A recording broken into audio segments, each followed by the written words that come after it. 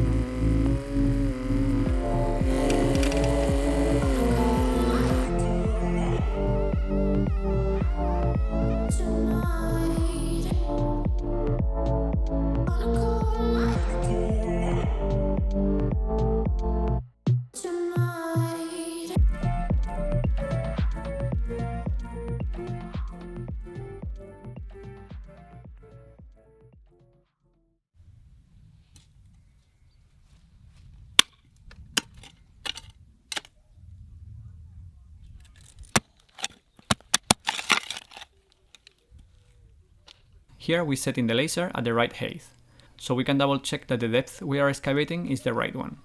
When you hear the continuous beep, it means that you are on the right depth.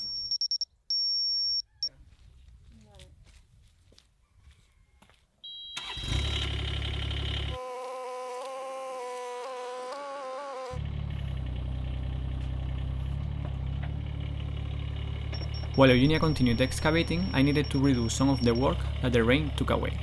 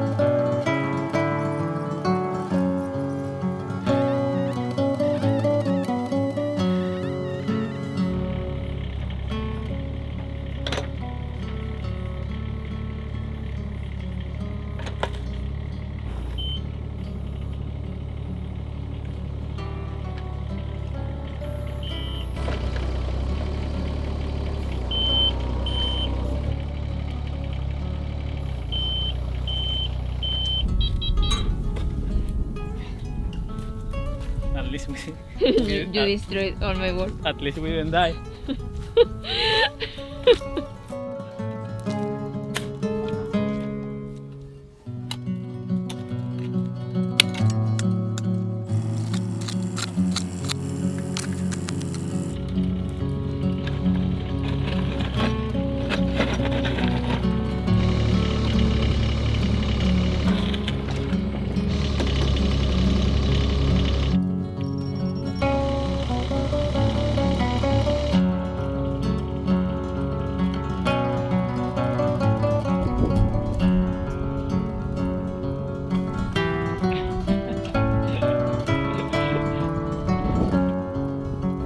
Thank you, Lolita, for helping with the trench.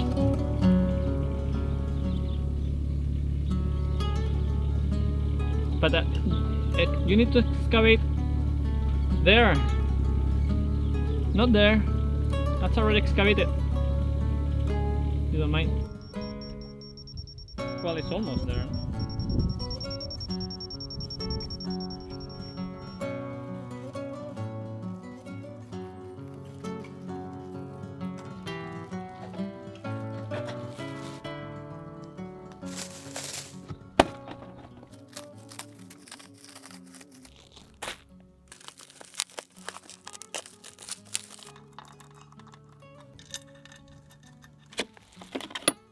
We got this power excavator by Sintermac. It's a Spanish brand. They manufacture all type of tools for construction. They have it in different widths.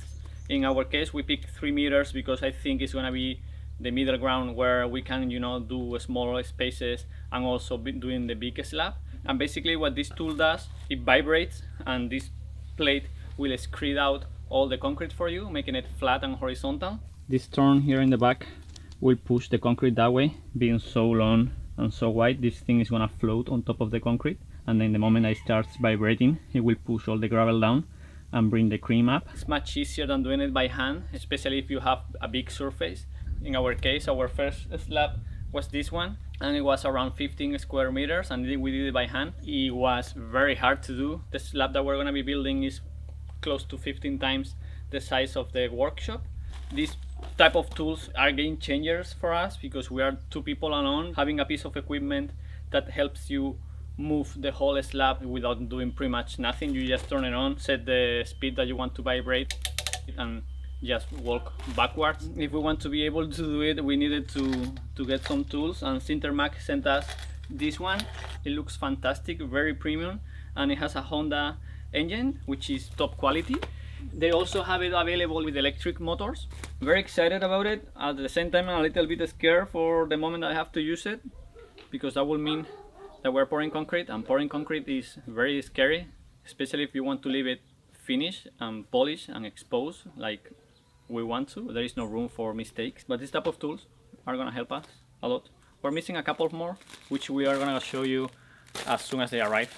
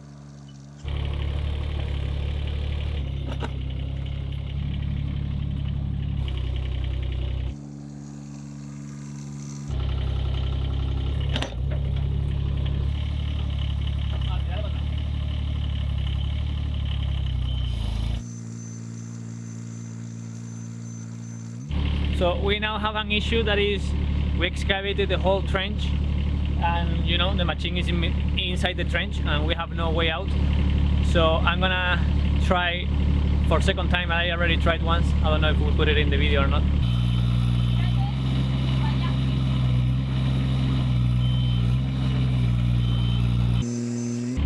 And it wasn't really successful. So I'm gonna try a technique that I watched on a video to see if it works.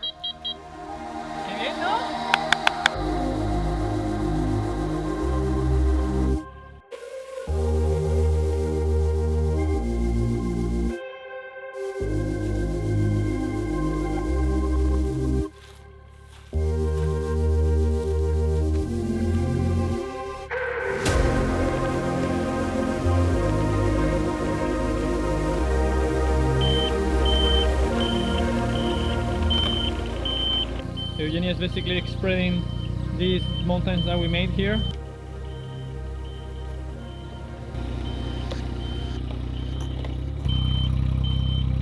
She has already finished with this section over here and over there, and now she needs to go over here, finish all this side.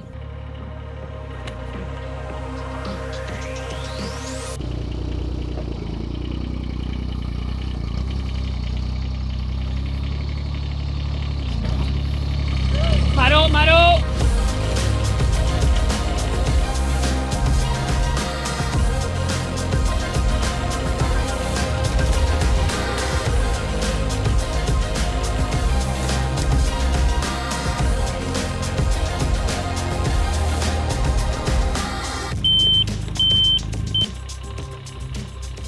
We also finished doing all the trenches, finally.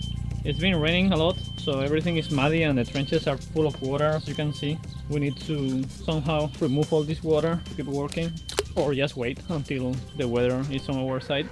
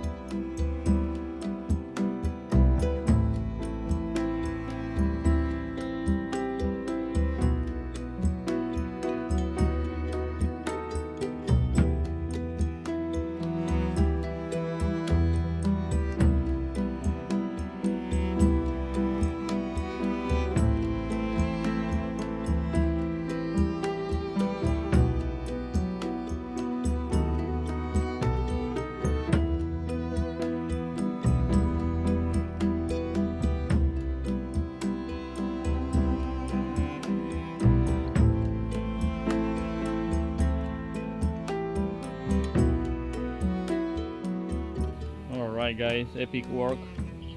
We've been all day doing this trench and also that one over there.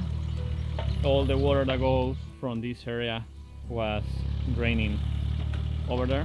So we decided, like, instead of like fighting the mud, we're gonna guide the water with this trench and that one. So all the water that comes from this slope stops here and goes that way. We still need to finish it over there. Eugenia is flattening that area, and I went also later. We switched like back and forth a couple of times today, but now she's on the excavator and I'm like compacting. And we also raised this part over here a little bit because before it was lower than this area. Now the water should go towards the trench.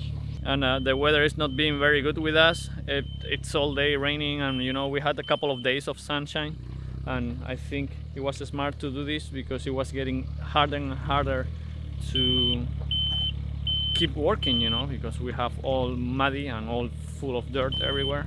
Now we are pretty much back to where we started, with a little bit of an improvement, with, you know, some trenches already dug out, and this area here that is horizontal now pretty much. And now we need to continue digging a couple of trenches more, nothing serious, and a big hole, and a big hole.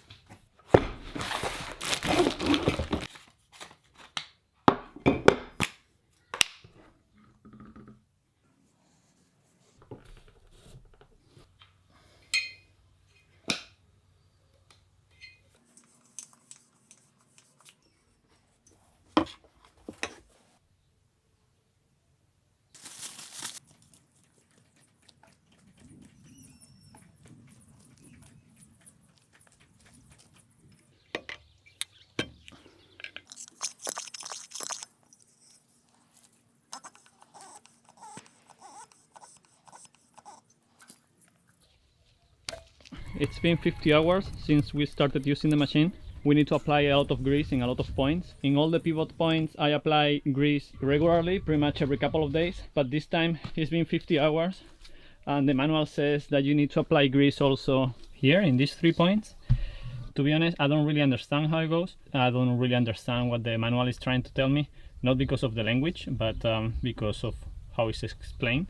I think what they mean is I need to turn the machine on, put it like in normal position, apply 50 grams, and then rotate it 90 degrees, apply 50 grams, rotate it another 90 degrees, apply 50 grams, and so on and so forth. At the end, I will be making 360 degrees a few times, so the whole grease is spread evenly, or at least that's what I understood. Also, I noticed the other day, the last day that I was, by the way, it's been a couple of days, and it's been raining a lot.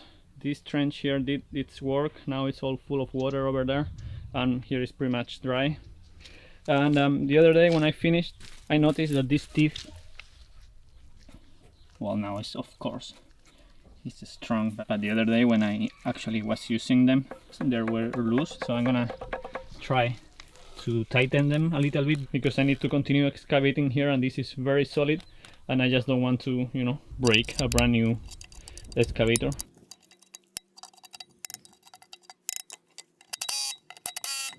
To be honest, I don't think I should be excavating today, because as you can see, it's all wet and muddy, but it's been 1 day of sunshine already, and I don't think we can waste more time. We only have 2 days more of sun, so I'm gonna try to give another go to this hole. Hopefully I can, you know, make some progress and have it a little bit more excavated by the end of the day. But before that, I want to apply the grease.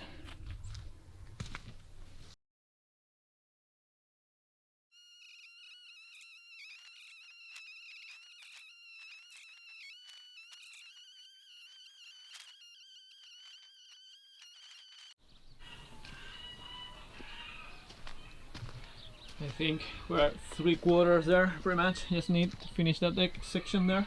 But before that, I'm going to check that I'm actually going deep enough there. I have a yellow mark over there. I don't know if you can see it. I don't think so. Barely there anymore. Yellow cross there that marks the perfect height. I set the laser, and then I use that reference point to make sure that I'm excavating pretty much the same depth everywhere.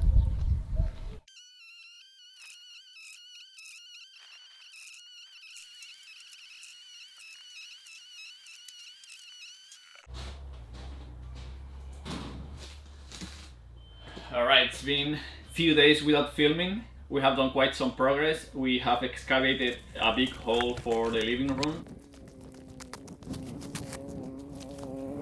By the end of the excavation, we were pretty much on rocks.